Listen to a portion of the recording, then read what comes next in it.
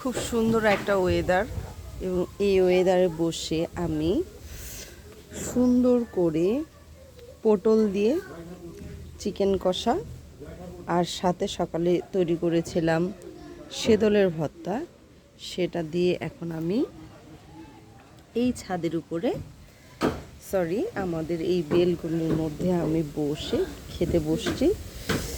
আর এত সুন্দর ঠান্ডা বাতাস কার ভালো লাগে না বলেন।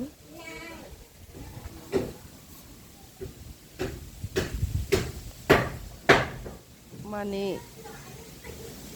শব্দ শুনতে পাচ্ছেন নিশ্চয়ই বাতাসের। এত সুন্দর একটা ওয়েদারে এভাবে বসে ভাত খাওয়াটা খুবই চমৎকার। পাশে আমার হাজব্যান্ড থাকলে খুব ভালো হতো,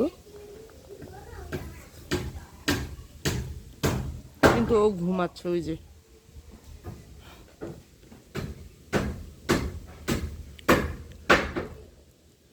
আমার ছাদ বাগানে অনেকগুলো বাঘমরিচ হয়েছে, বা নাগা মরিচ, বোম্বই মরিচ যেটাকে বলে। তো সেটার জন্য আসলে বাসায় রীতিমতো উৎসব। প্রত্যেকটা তরকারির মধ্যে আমি আচার তৈরি করে রেখেছি, আর ওটাই একটু করে দিয়ে দিই। অসম্ভব মজার খাবারটা। কিটি, তুমি খাবে?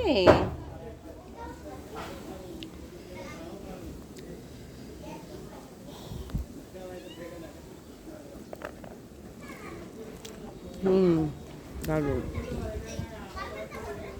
রান্নাটা ভীষণ মজার হয়েছে। আর অনেক দিন পরে এই পটল দিয়ে খাচ্ছি মুরগির মাংস।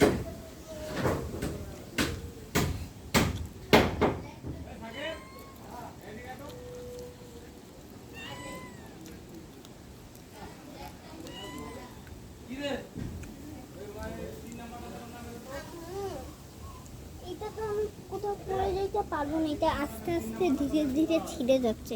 তো ওগুলো বাসায় পড়ি। আচ্ছা, পড়ো যাও। আজকে তাহলে এটা পড়বো। ওকে।